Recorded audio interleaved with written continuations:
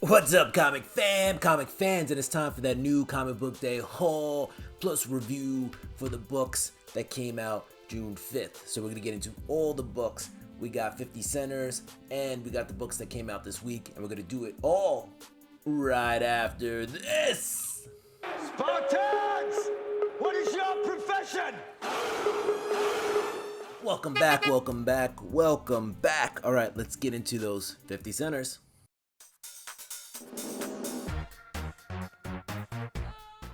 Alright, so every week when I do the new comic book day haul, which has been a little slow to come, but we're getting back into the groove, we do 50 centers and we do themes, and this week's theme is Superman.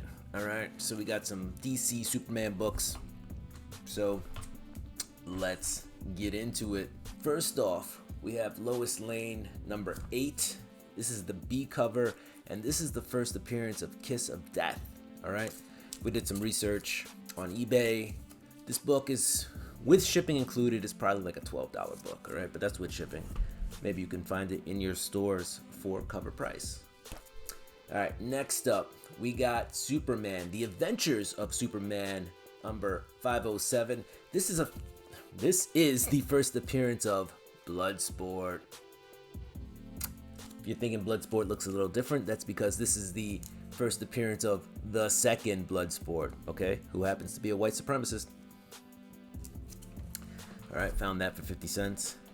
Next up, we have The Adventures of Superman 509. And this is the first appearance of Massacre. Alright, next up, we have Superman, or The Adventures of Superman 539.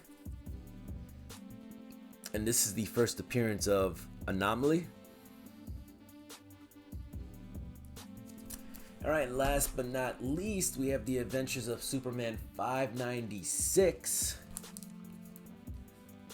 This cover is kind of famous, people remember it. This book also happened to come out the day before the September 11th bombings, if you will. The infamous September 11th, and so there was a scene in this book that was kind of reminiscent of what actually happened a day later. So this book wasn't written with September 11th in mind, but it just happened to have a very realistic scene, or I don't know if it's realistic, but a depiction of a scene of Luthor Corp, the building kind of being, destroyed, that was reminiscent to September 11th. The book was offered by distributors to be brought back, to be taken back, but for the most part the book was not, and it was let out into the wild. So here we go, Superman 596, and this book does have some value. It's probably the most priciest of the books that I just showed you that with 50 cents. Alright guys, now let's get into the comics from this week.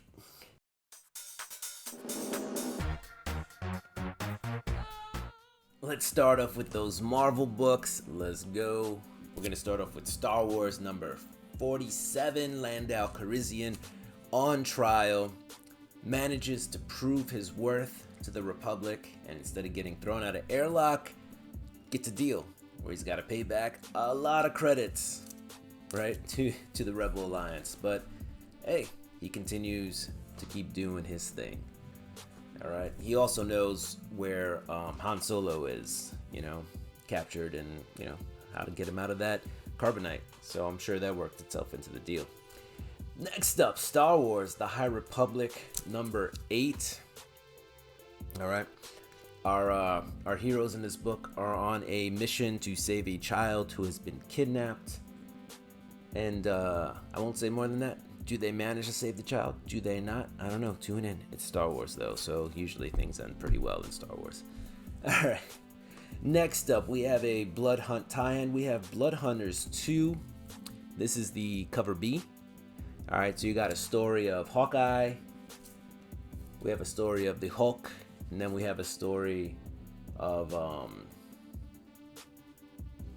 what's her name? Anyway, I don't know. I can't remember right now. But Dagger does appear in this book as well.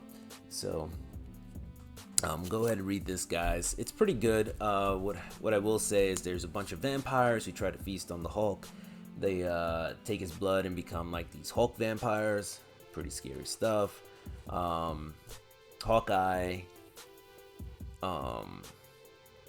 It's just a really good book of her taking down, the enemies with her skills, and then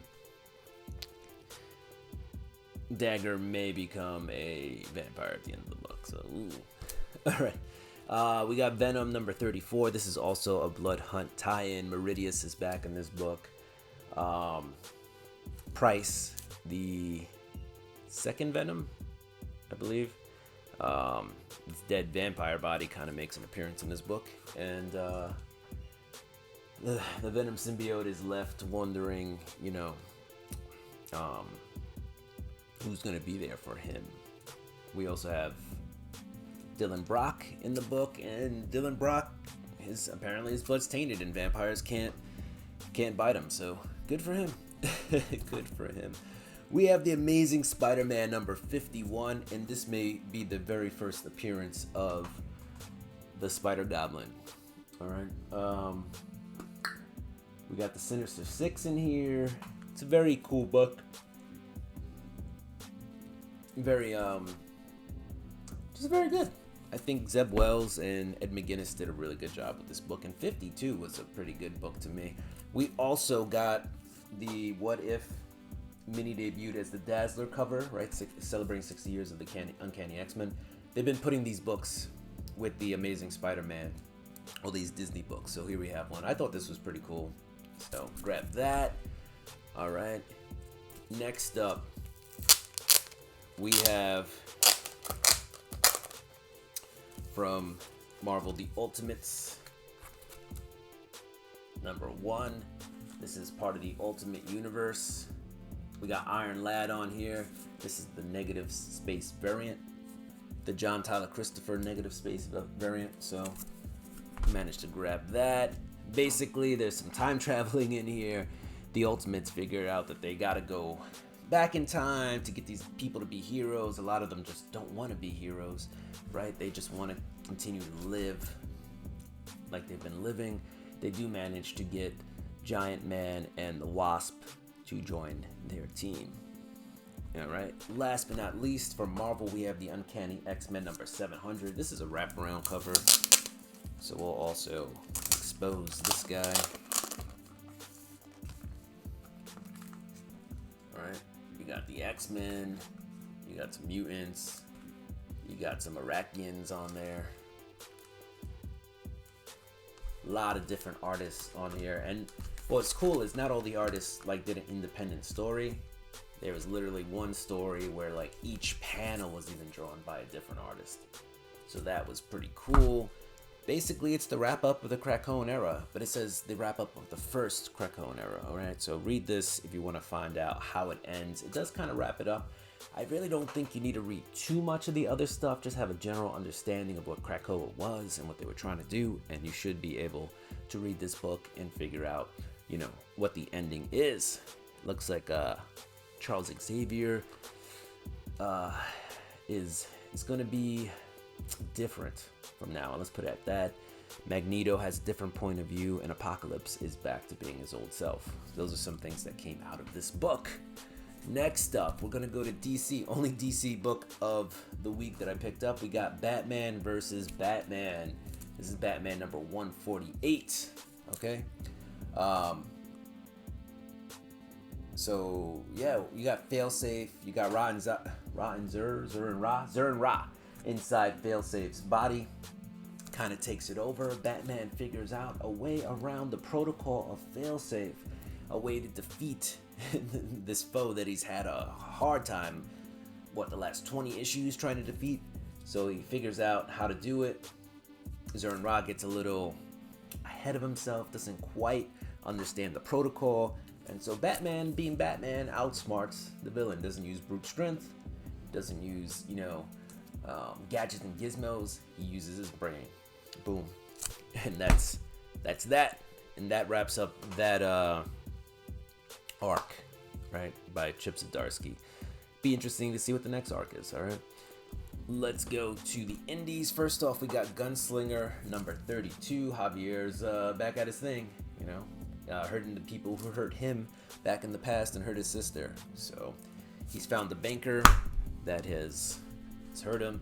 And it looks like that guy, even though initially in the first 2 issues before this one, it seemed like that guy was a big boss guy, it looks like there's somebody even higher above him, which is kind of what happens, right? Like otherwise the Gunslinger story would be over already. Next up on the indies, we got Scarlet number 1. And this is the 1 per store.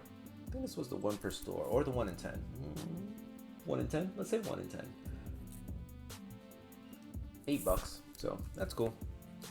Basically, Scarlet, it's, you know, her prequel, her story before she gets recruited to G.I. Joe. She's working covert ops. She is verifying that there's a deal going down for abducted people being sold. So, human trafficking, if you will.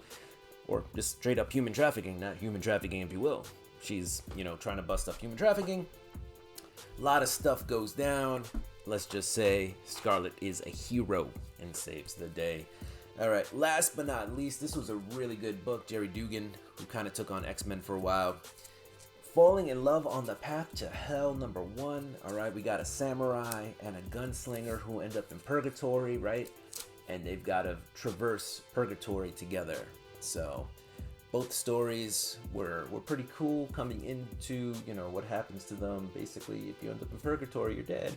So, really cool book, though. I recommend reading this one. It was really good. All right, comic fans, that was my new comic book day haul, plus some 50 centers with some little reviews, just enough to maybe get you interested in the books. All right, so do what you do. I'm gonna do what I do. I'm gonna get ready for today's books, because if you're watching this video, it is Wednesday, and we're gonna pick up the books for this week today. All right, so again, comic fans, enjoy the day. Deuces. Peace.